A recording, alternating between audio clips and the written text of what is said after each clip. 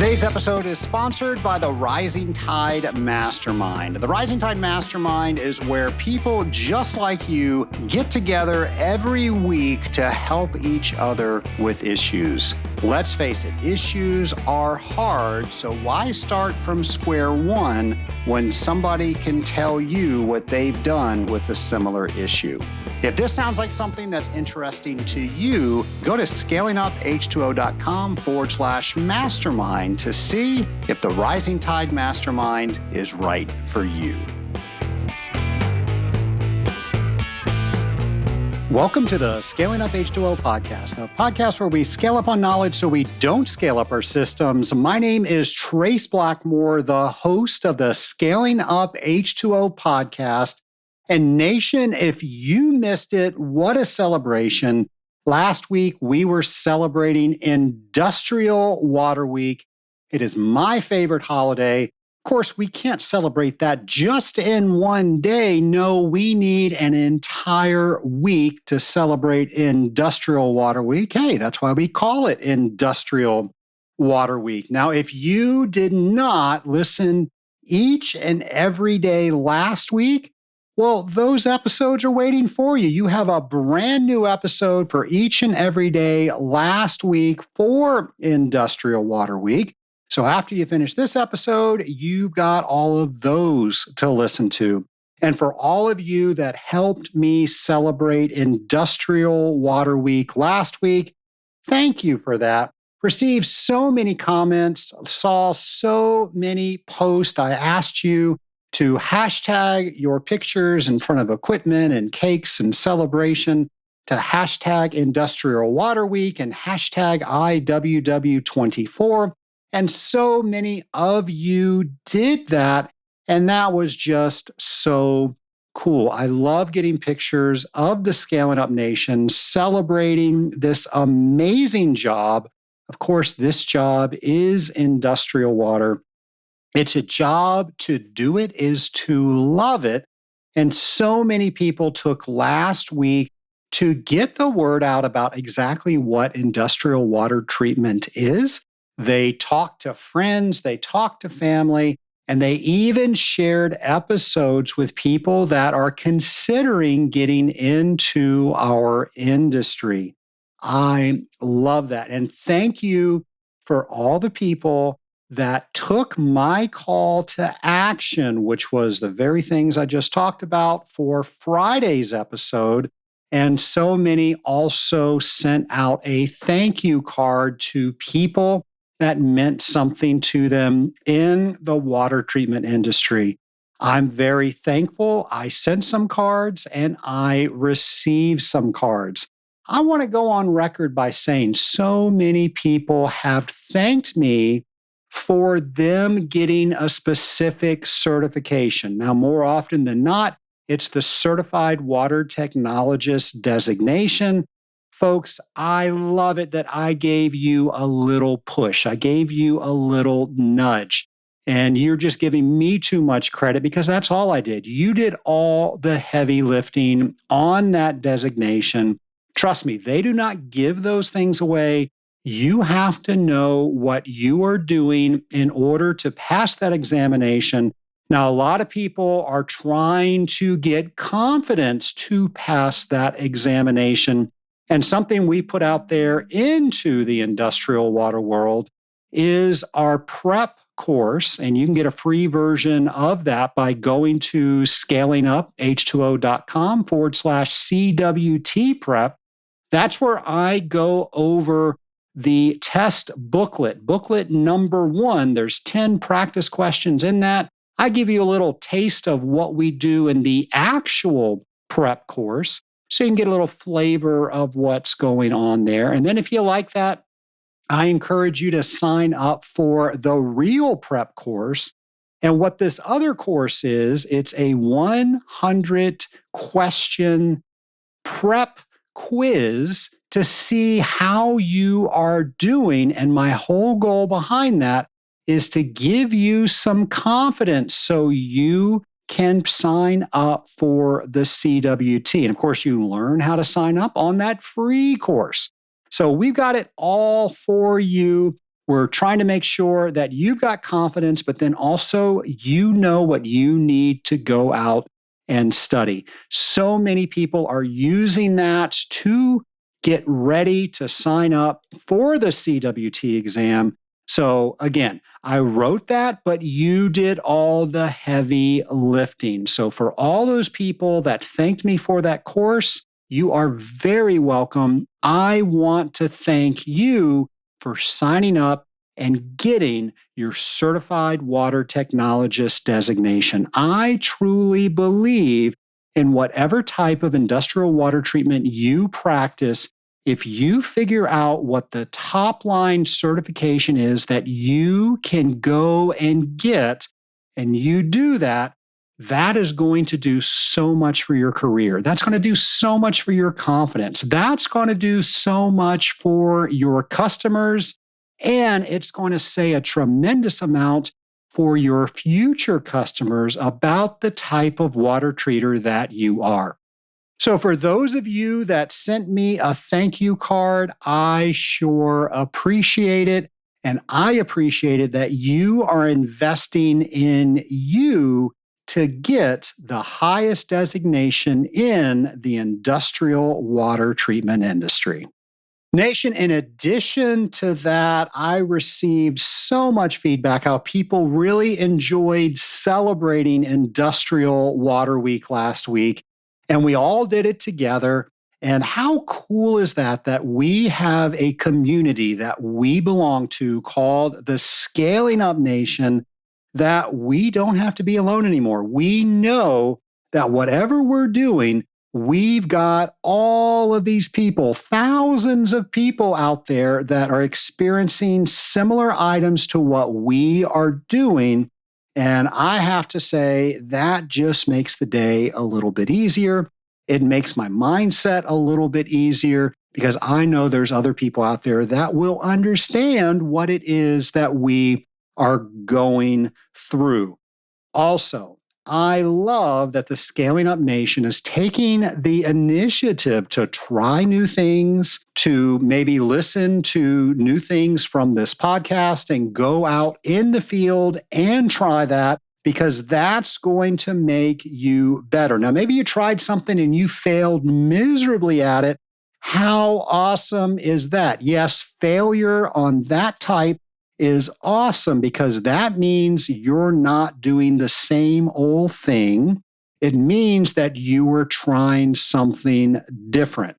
And folks, if you need motivation for how bad the first time can really be, just listen to episode 1 of this podcast, and that should motivate you to try anything new that you have no clue what it is that you are doing. Because if I could do that episode 1, and now episode 390 has the incredible team behind it and all the things and the equipment that people have helped me with. Nation, you can do anything. Figure out what that is and go for it. I promise you will not regret it. Nation, something else I know you are not going to regret is going to our events page, scalinguph2o.com, navigate over to events, and we have all the water conferences that we know about for your viewing pleasure, like the Plumber Manufacturers International Manufacturing Success Conference taking place November 4th through November 7th, right here in my hometown of Atlanta, Georgia. So if you want to know more about that, we're going to have that on our events page. And while you're there, maybe you're going to be in Cologne, Germany, November 12th through 14th. Well, if you're there, maybe check out the PhilTech 2024 conference. PhilTech brings together experts, researchers, and industry professionals from all sectors around air and water pollution. So if this is something that interests you, it might be something that you want to check out. And of course, we're going to have all of that on our events page. Nation, we are having the last hang of the year on November 4th at 6 p.m. Eastern Time. Now, the hang is something that we do each and every quarter, and it's trying to bring members of the Scaling Up Nation together so you can meet each other and you can help each other with whatever it is you need help with, or maybe you just want to meet a new industrial water treatment friend. So to find out more about the hang, go to scalinguph2o.com/hang, and we'll have all of that information for you. And Nation, if you're going to be in Las Vegas, Nevada, December 10th through December 12th, you might want to check out the National Groundwater Week Expo. And of course, we're going to have all of that information for you by going to scalinguph2o.com, going over to our event section. Now, do you know of an event that is not on our events page? Well, Nation, we try to put everything that we know, we try to research as best we can, but that might not be enough to know what you know. So if you know something that we need to add, don't keep that to yourself. Go to our show ideas page. You're on the website anyway, and let us know what that is, and we'll make sure to get that on there. I know how difficult it can be to be an industrial water treater and to try to stay in the know with everything that we need to know as an industrial water treater. So we're trying to make things like conferences and trainings and expos as easy as possible for you to find. We just need your help in order to do that. Nation, I appreciate that in advance. And somebody else that I appreciate is our friend, James McDonald. He, of course, is making learning fun each and every week. Here is a brand new Drop by Drop with James.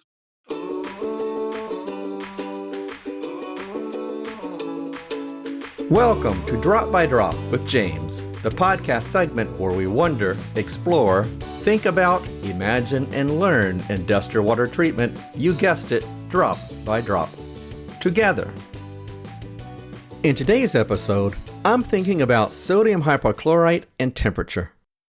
How does temperature impact the strength and shelf life of industrial strength sodium hypochlorite or bleach? As we all know and witness, our industrial water treatment chemicals are not stored in temperature-controlled environments. Some are stored in hot boiler rooms, cold sheds, or outside directly in the sunlight during summer months. When it comes to sodium hypochlorite, though, how can the temperature in these various storage conditions impact it? One article I've seen says that for every 18 degree Fahrenheit increase in temperature, that would be 10 degrees Celsius, the decomposition rate of bleach is increased by a factor of 3.5. That means at 77 degrees Fahrenheit or 25 degrees Celsius, the half-life of a 12.5% solution is 180 days. For 95 degrees Fahrenheit or 35 degrees Celsius, the half-life drops significantly to only 48 days.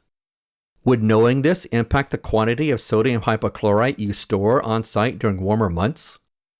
Would knowing this explain any issues you've had with microbiological control? Think about it. It's a hot topic. I'm James McDonald, and I want to encourage you to be like water by forming bonds with those around you, dissolving new knowledge, and making worthy ripples, drop by drop. Thank you, James, and thank you for all of the detective H2Os that you have put into existence. So many people love those, including yours truly. And Nation, if you did not hear, James gave me the honor of being a new voice character in a brand new episode last week. That is so much fun when I get to do that with James. And I think that both he and I revealed on a previous episode that we are not in the same room. We're not playing off of each other when we do that. James sends me a script, and then I have to record my part, and then he takes that and he records his part. And James does all that editing. He does all the sound effects. He does a fantastic job with all of that. And I don't know if you knew this, but James also does Star Trek type shows in that same type of genre. So be on the lookout for that. I know we had some links on a previous episode James is just such a talented individual. And James is such a contributor to the Scaling Up H2O podcast. So, James, thank you for that. And of course, we're going to have maybe some new Detective H2O episodes for next Industrial Water Week. And by the way, if you want to mark your calendars, it's always going to be the first full week of October. So next year, that's going to be October 6th, marks the very first day of Industrial Water Week. Well, Nation, our interview is a callback to one of our very first guests on the Scaling Up H2O podcast, and I know you are going to enjoy it. My lab partner today is returning guest Tom Tenney of Aquaphoenix. Welcome back to the Scaling Up H2O podcast. Hey, good to be here. Yeah, we were just kind of reminiscing there. Episode 3? Episode 4? Episode 3, yeah. Let me see if I can get a date on episode 3. Episode 3 was April 22nd, 2017. Wow. Quite a while ago, but I was very excited when you said you were going to start doing this. And was interested to see that. Now, how many episodes under the belt now? We're like 360 something, I believe. That's a lot of work, man. But that is awesome. When we first did this, you were one of my first guests. I had no clue what was going on. You said, "Hey, you don't need to know what's going on. I'll just come on the show." I think we were on a phone call originally. I recorded that. I was in the conference room at Lakewood, and we just dialed in and kind of went through it. And that was fun. That was interesting. So, Tom, 7 years ago, and it's still a very popular episode.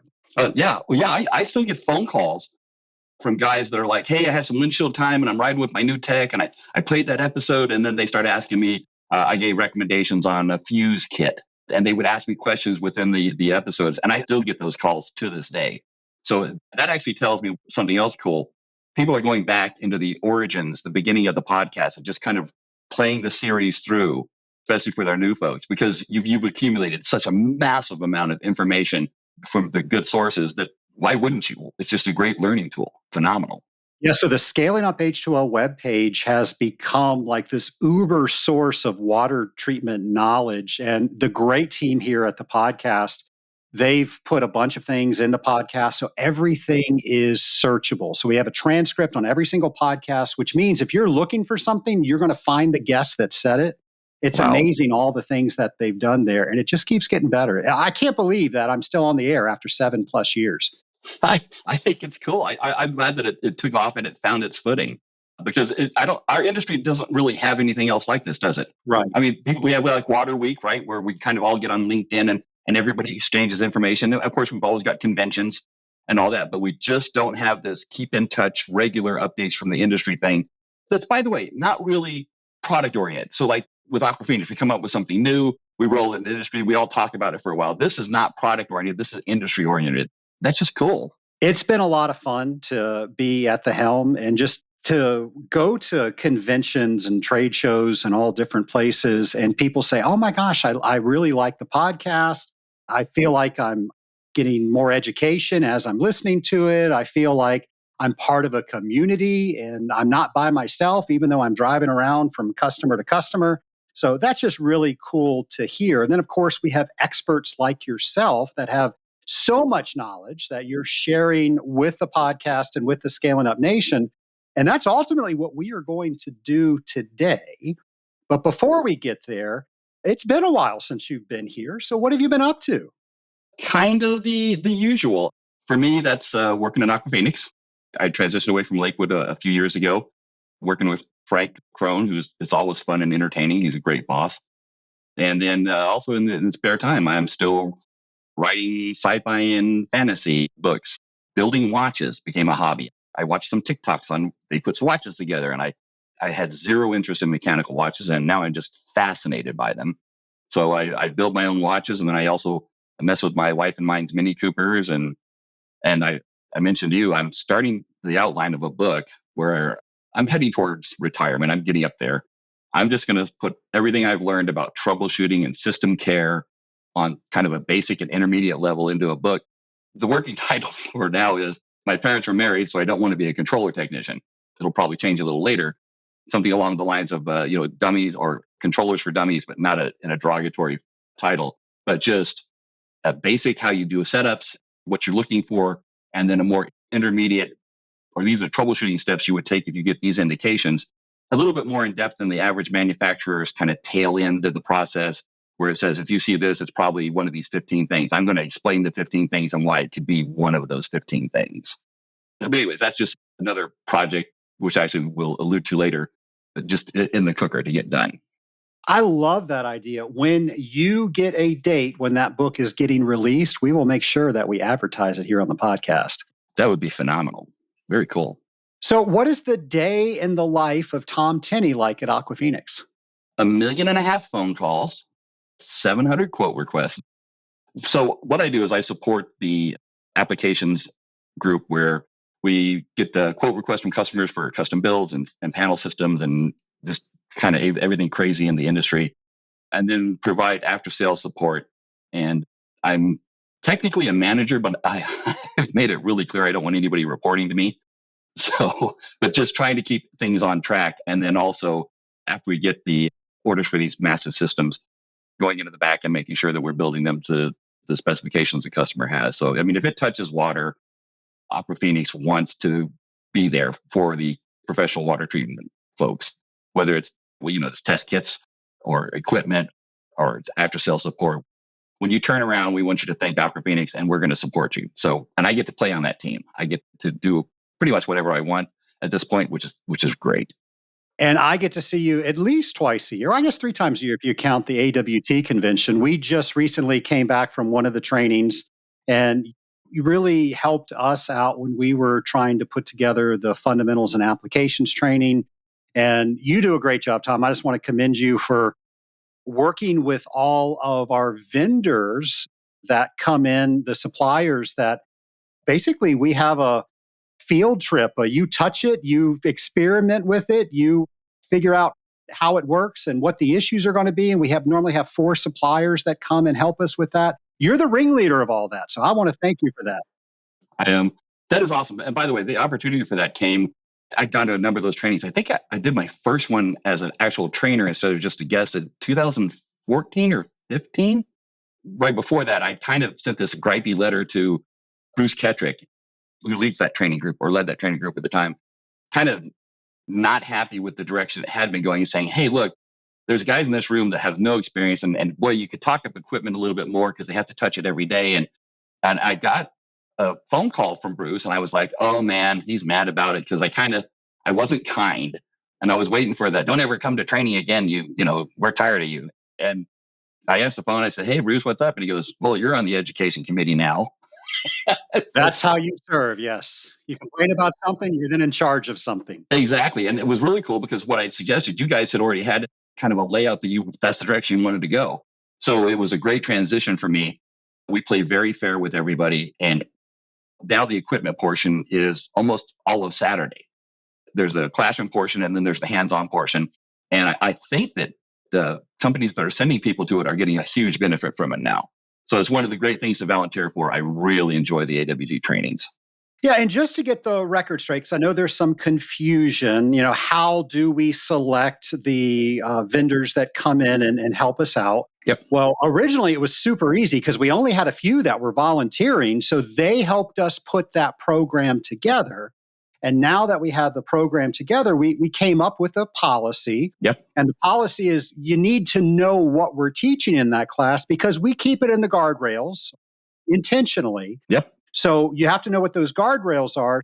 If you want to be one of the vendors that comes and helps us out, you've got to sit through 2 consecutive trainings. That's correct. And then after that, you're eligible to become on that rotation. That's correct. And the reason we do that is we want them to understand that, and the vendors that participate do this, we want the technical people, not the salespeople. This is not a mini show.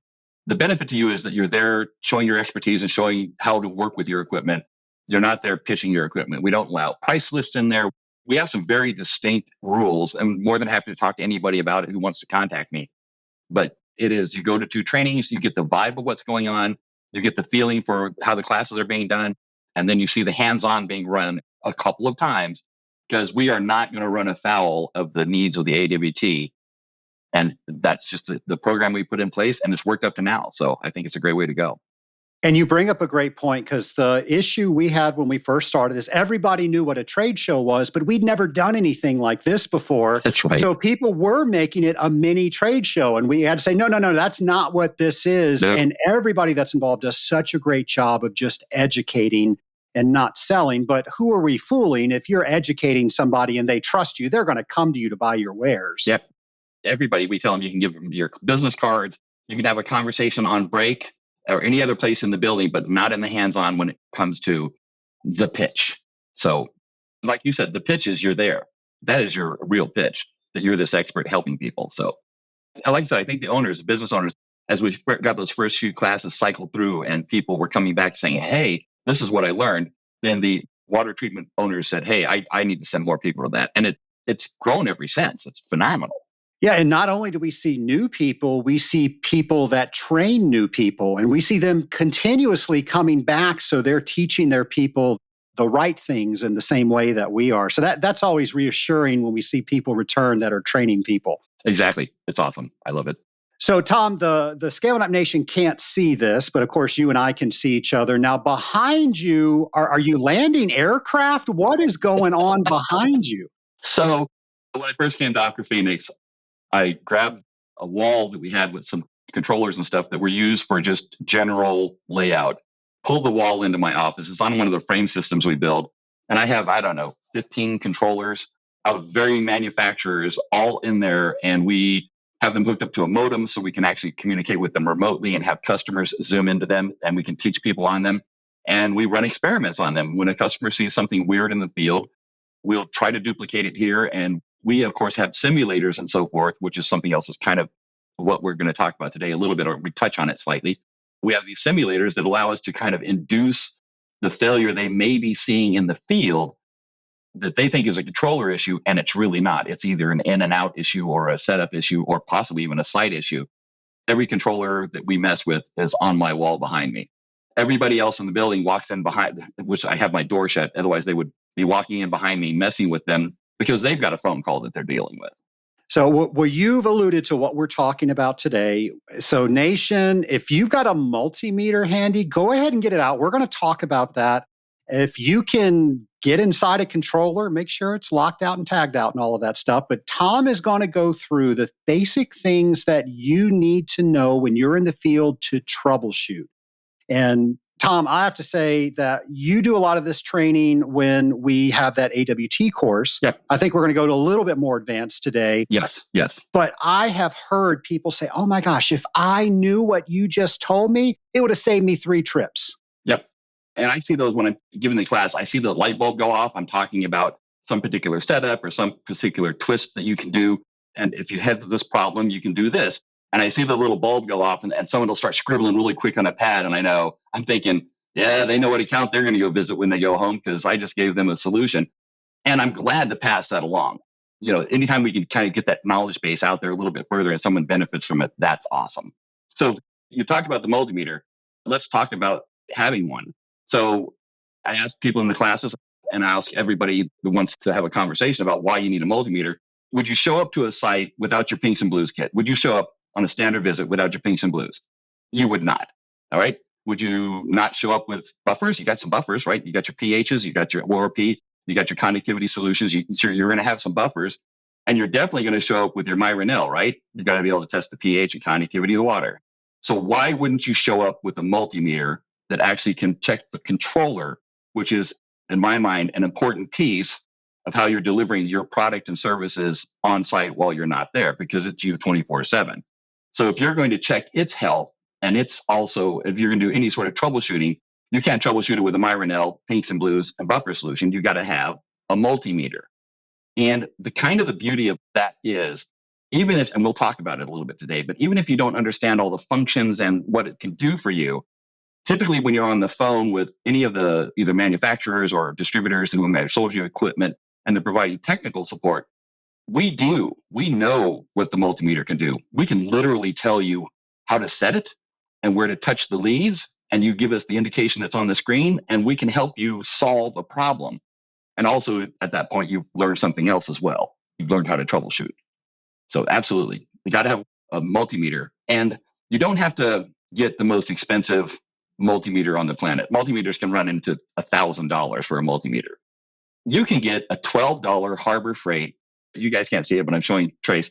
It's a junky little multimeter. It's got 55 settings on it, but handy as heck. And since it's $12, if it falls into the tower basin or off of a building, or you accidentally leave it somewhere, it's just $12. And it's a functional tool. It's not, doesn't have all the cool bells and whistles of like a $600 or $700 one, but it'll get you by. And you should have one in your kit. So we're going to try to make this as visual as possible. And we're going to assume that somebody just bought the most simplistic multimeter that they could buy. And now they're looking at it. They put the 9-volt battery in the back of it. They've hooked the leads up. And maybe we should talk about that, where to hook the leads up and what are all the symbols on the front? What do they need to know? Okay, so those symbols are all about electricals, basically electronics theory. So let's talk about, first of all, the plugins on the front. There's typically one marked VA, and which is you're going to measure volts or amps or milliamps. And then there's one that's marked common. The one that's marked common, that inlet for the sensor, that's where the black lead goes. And the red lead typically goes in the volts or resistor or amperage setting. Now, sometimes there's a third plug that says something like 10 amps. That's for where you're going to connect it to a circuit that's a very high amperage circuit. You don't typically mess with it. You don't have to use it. And an electrician might, but the average water treater is not going to use that function. So those would be where you're going to plug your leads. Now let's talk about the leads for a second. There's leads that have probe tips on them, like sharp little tips that you can actually poke into a connector body or onto a terminal strip on a backboard. But there's also leads that come with like what we call a clip. It's a little squeeze back and it's got a little hook on it and it grabs a wire. You have to kind of have both sets of leads if you're going to do anything more than just touch things. If you want to have the clip thing hooked to a couple of wires, hang there without you holding it, that's a great way to go, where you're clipping onto an open lead, we call it, or an open wire. And that way you can look at the screen and not have to hold the lead onto a specific spot and look at the screen at the same time. But there's some instances where you could just jam the tip into, like you said, a terminal strip or into a plug or into a signal cable end. Just put that tip right in there and then have it measure. It'll hold in there and you can actually read the readings. After you get done with the leads, we're talking then about, it's usually a center knob. It's a knob that has a bunch of crazy hieroglyphics around it. The hieroglyphics are important. Typically, you see a V, that means volts. I'm going to measure volts. A V with a tilde above it means AC current. A V with a straight line with some dashes underneath it means you're going to measure DC current. You have to make the decision about what the voltage is that you're going to measure. 120 coming out of the wall, that's AC, 120 volts AC. So that's an alternating current. So that would be the V with the tilde. So then I'd have to actually, typically on these cheaper meters, you have to set the range. So if I'm measuring 120 volts, I would set probably the range to 200, above 120. I would set it to 200 AC and plug it into the udder hanging out of the bottom of the controller. Just go ahead and plug it in. Hey, am I getting 120 out when I activate that relay? That's a good indicator. Hey, I don't have 120 volts there. I can now actually start going backwards into the controller. All right, so where do those two, or when the udder that's hanging out, if I open the controller door, where do the wires from it lead? Oh, one of them leads to a neutral strip, which would be all full of white wires. And one of them leads up to a relay terminal of some kind. So now I can take my black lead and put it on the neutral strip and take my red lead and put it right on the same terminal that the plug is actually tied to or connected to, and see if I'm getting power at that terminal, but not through the actual plug. So you're walking it back. You're using logic to follow the wires back, and you're using the probe as the test point. So let's say you put it there. Hey, I don't have anything at that terminal either. I hear the relay clicking.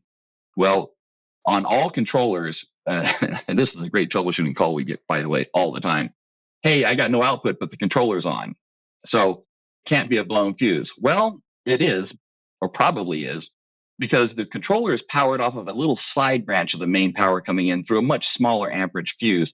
And the power that goes to the relays is more of a direct thing, power right to the side of the relay so we can get it right out of the controller. So the controller can still be powered on, but the power going to the relays, the fuse to it may be blown. And this is where this meter comes in super handy, because you can take the meter, still touching the neutral with the black, and take the red lead and touch one side of the fuse and the other side of the fuse and see if you have 120 volts on either side. You're probably going to have the 120 volts on one side, but not the other. If that's the case, that means that fuse is probably blown.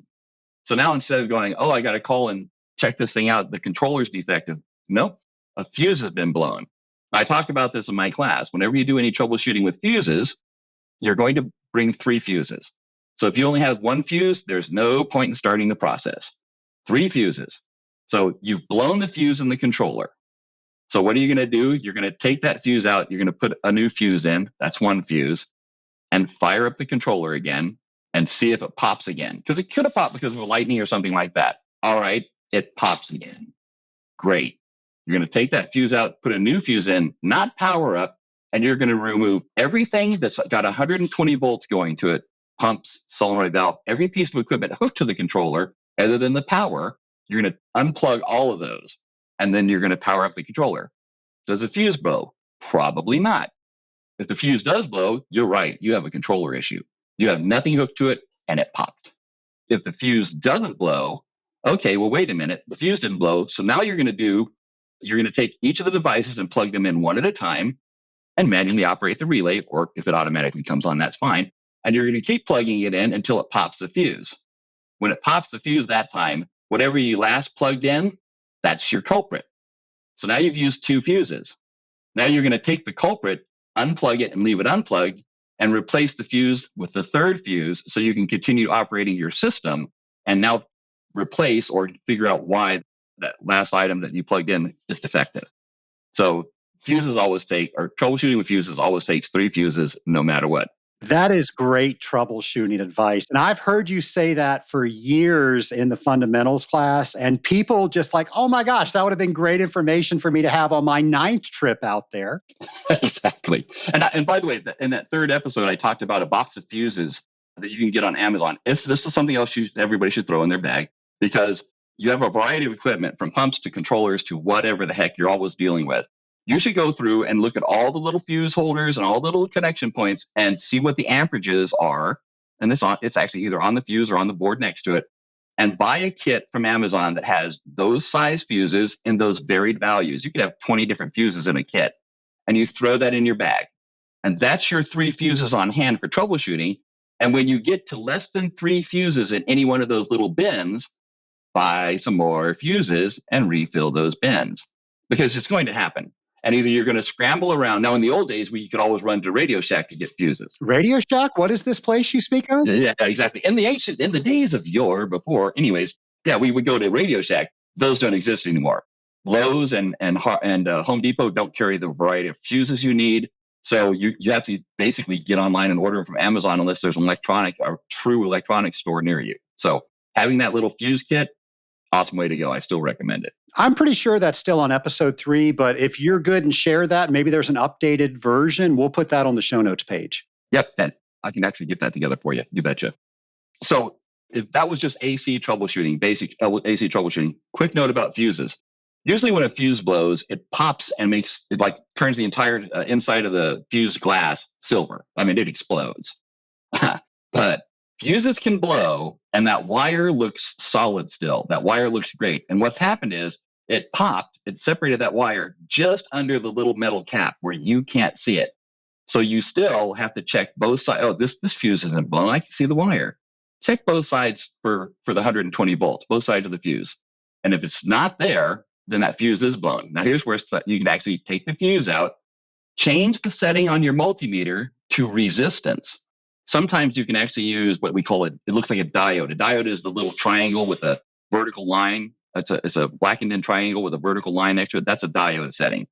The cool part about a diode setting is when you touch the leads together, you short them together, the multimeter actually beeps. Beep. And what it's doing is saying, hey, the current's flowing the right direction. And it gives a little beep.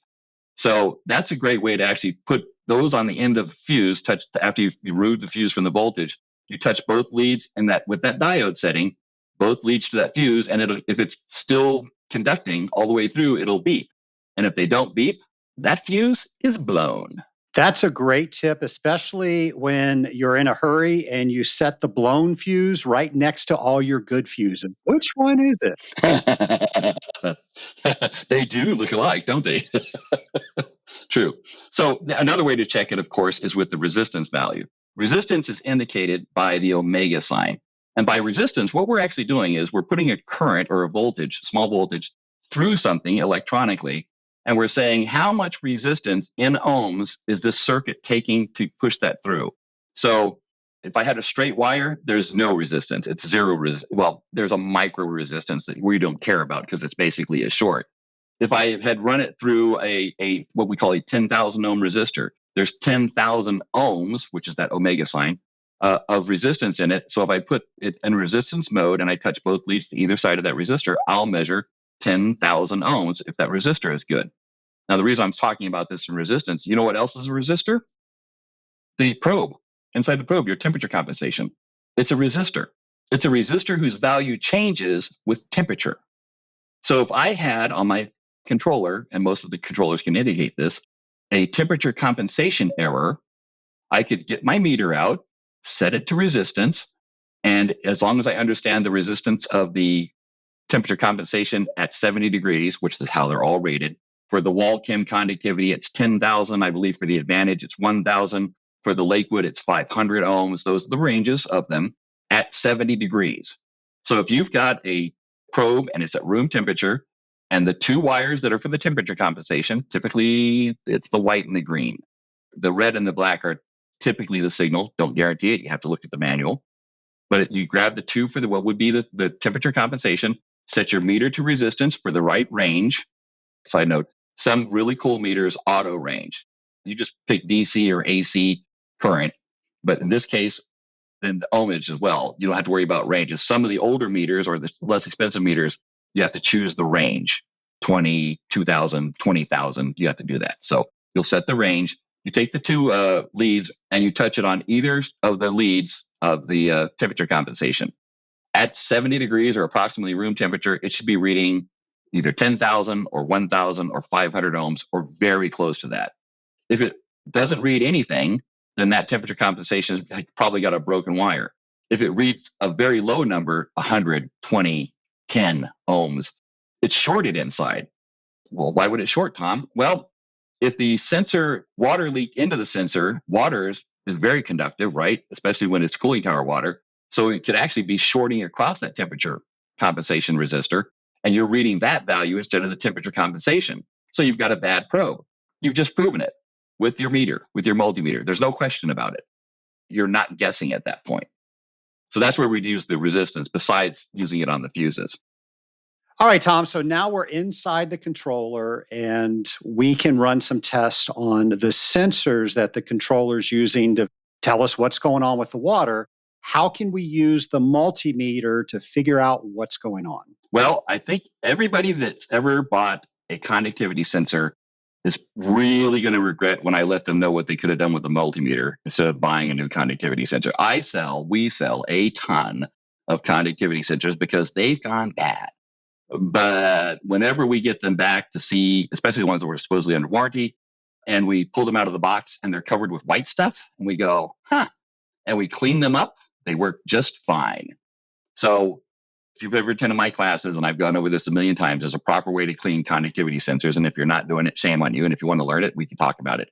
But the deal here with my multimeter is I'm putting a very tiny signal out of the controller through the wiring to the very tips of the conductivity sensor. The conductivity sensor, even though we use it for an electronic measurement, it's a mechanical device. It doesn't change. There's wires on the back of some actual carbon tips. The carbon tips protrude into the water, and there's a thermistor in there that measures temperature. That's it. That's all there is to a conductivity sensor. Whenever you do calibrations or anything like that, you're not driving the signal that goes to it any harder. Nothing's changing other than you messing with the math. Why are you messing with the math? Because the conductivity sensor is probably getting scaled over or there's something else going on to lower the reading. A fast way to verify that the conductivity sensor is working like it's supposed to is to set your meter for AC voltage, and you take the two tips, your two leads, and you touch it to the tips of the conductivity sensor. And most of the manufacturers have either a half a volt or a 1 volt AC signal at about 1,000 hertz. Hertz is the frequency of the electricity. And you should be able to read it with your meter. It'll be a half a volt, nice and solid. And if you can touch the tips and kind of maybe dig down through the whatever is built up on them, just get to get solid on the tips, and it's reading there, I'm sorry, that conductivity sensor is good. And any errant reading is probably due to cleaning or aeration in the system. So every sensor I've ever gotten back, I've done that with. And 99% of them, fine. Now, there are occasionally broken ones. And like we talked about, the mystery goes bad. You're not going to replace it. You've got to change the sensor. And that's it. You can check, same with a boiler sensor. In addition to that, what you're really doing also, if you've extended the sensor somewhat from the original wiring, is you're verifying that the signal is reaching the sensor tip. So if you've added an extra 30 feet of wire in between the sensor wire and the controller, if that wire is messed up and you're like, oh, the sensor's bad. Well, if the signal's never getting to the sensor tip, it's probably not the sensor. You can actually go back in and put your 2 leads onto the terminal blocks that feed the sensor tip, the red and black wire, and see if the signal's there. And if it's there, but not at the sensor tip, it's the wire in between, especially if you've added an extension wire. Quick check. That's an easy way to do it. That's great information, Tom. Now, I know you said that people could contact you directly, but I personally love how you explain how to clean a conductivity probe. Do you mind doing that once more? I do not mind doing that. This is the Tom Tenney approved method. So if you've got a carbon tip, I know that people say, oh, you could sand it and that should take care of it. No, let's do it the right way. So I use a loose bristle steel brush. The reason I would use a loose bristle steel brush rather than sandpaper is if you've got any crusties built up on it, little chips and buildup of calcium, whatever the case may be, when you sand on it, you have to sand it all the way down. But really, with a loose bristle brush, you can actually flick it off because the steel brush, the bristle grabs it and gives it a flick as you're brushing across it. And you're using that to get rid of your crusties. After you get rid of the crusties and you've gone across the tip a couple of directions with the loose bristled stainless steel brush, you're going to take it and put it in either a 10% sulfuric or 1% muriatic, or you can use CLR if you're going to let it sit for a while. All we're going to do is chew off the scale that's built up on it. There's no scale on it. My system's never a scale, Tom. You're being ridiculous. I don't care who you are. There's a little scale building up on that sensor all the time. It's a very thin coating. You've knocked off the crustings. Let's dissolve that off of there. And that's what we're going to do. We dissolve it off. Then we take the sensor out. We give it a rinse. And the last step we're going to do is we're going to rinse it in some isopropyl alcohol. And the reason I say that is if it's been touched with anything oily or picked up any system grease or anything like that in the water, the scrubbing and the acid don't necessarily get it off. They just move it around somewhat. But the isopropyl will make that oil come right off. Give it a rinse and then put it back in your system, and you will be majorly impressed with the operation of that sensor. Something I remember you saying and you left out, so I'm going to remind you, is don't pick up the shop rag off the floor when you go to wipe it. And even the shop rag that you carry around with you for wiping stuff off, because everything that you've wiped that with, everything is on it, and you just put it onto your sensor, whatever the heck it is. And so, yes, you've done a great job of cleaning up the sensor, and now you've just put a bunch of crap back on it. So let's avoid that. Yeah. The shop rags, I'd say a paper towel if you need to dry it off. Typically, you just need to rinse it off because it's a wet sensor and put it back in.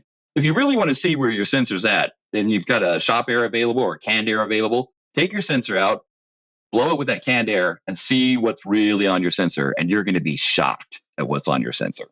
Tom, what is the main difference between a carbon tip and a toroidal probe? Oh, that's awesome. So, side note on the carbon tips, I don't know if you know how carbon is made. The carbon tips are made by taking powdered carbon in a big mold, and they compress it with hundreds of tons of pressure, and they cause it to basically bind together that way. There's no glues or anything. It's just physical pressure. Because of that, anything above 140 psi, the water will actually travel through the carbon. It treats it as a sieve. And you can actually get water traveling up the carbon rod into the sensor. And then once it gets inside the sensor, what's another great path? Well, you got a wire, right? And with a plastic sheath on it. So it can actually travel up that sheath as well and drip inside your controller. So that's why you never go above 140 psi with a carbon-based sensor, okay? So when we talk about the signals and what we're doing with toroidal versus conductivity. A two-tip conductivity, we're putting a little tiny AC signal through the water, and that requires that those tips remain clean because we want to pass that signal easily through the water, that little half-volt signal. With toroidal, the actual signal strength never comes in contact with the water. We use two toroids to act as a transformer. So it's kind of cool.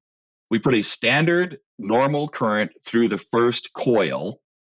And if you know what a transformer is, two coils of wire, separate coils of wire, are interwrapped around a ferrite or a conductive core. And what happens is we put voltage through one set of wires, and the core transmits that varying voltage to the other set of wires that based on their winding can actually produce a different voltage out the other side. So keeping that in mind, if I take a coil of wire and another coil of wire, I put them right next to each other, well, they're really not necessarily going to transform because I don't have a conductor. But what I act as a conductor is I put a little hole between the toroids and let water that's conductive run through. And what would change the value of the transformed voltage across there would be the conductance of that water varying. Therefore, that would vary my signal. And since neither toroid is actually physically touching the water, we're just using the conductance of the water to alter the signal strength. That's a toroidal sensor. The cool part about that, we all know, is you don't have to clean toroidal sensors that often unless you actually clog up that hole, right? And they're very durable and they last forever.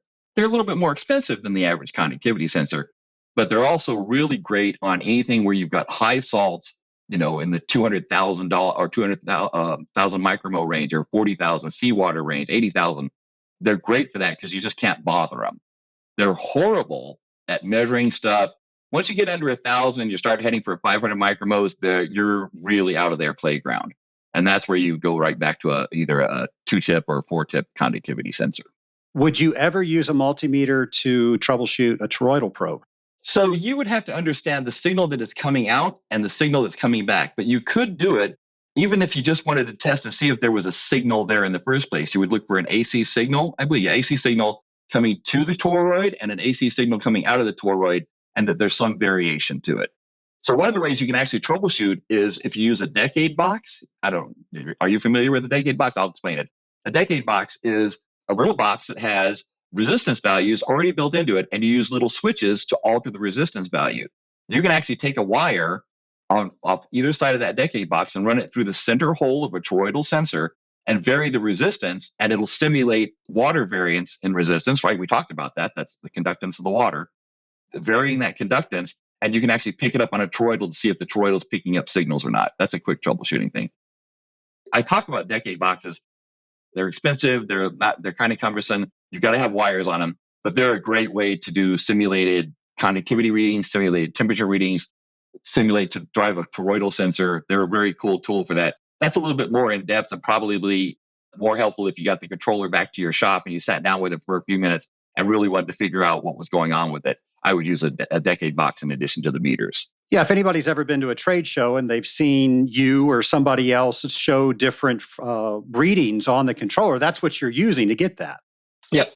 Advantage does a very cool little simulator that has the decade built into it. They have a pH simulator. I think it even have a 420 milliamp simulator on it too. So the simulators, guys, are phenomenal tools because they let you really distinguish whether it's the sensor giving you a problem or the controller giving you a problem. And most of the time, it's going to be something's happened in the sensor or someone's wired it up incorrectly.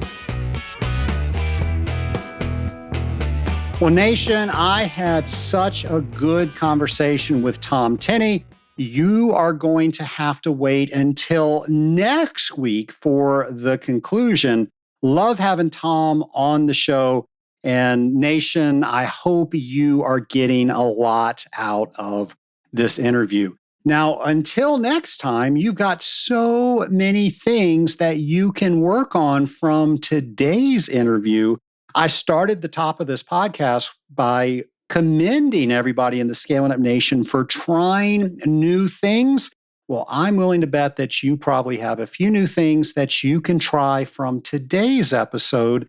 You have an entire week to try them, and then we are going to be back next week with the conclusion of our interview with Tom Tenney. Are you ready to take your water treatment career to the next level? Get the confidence you need to sign up for the Certified Water Technologist exam today by taking our Certified Water Technologist prep course. Learn valuable tools and techniques to help you succeed. Plus, test your knowledge with our 100-question practice exam. Visit scalinguph2o.com/CWT prep and put yourself on the fast track to certification. Don't wait, start today.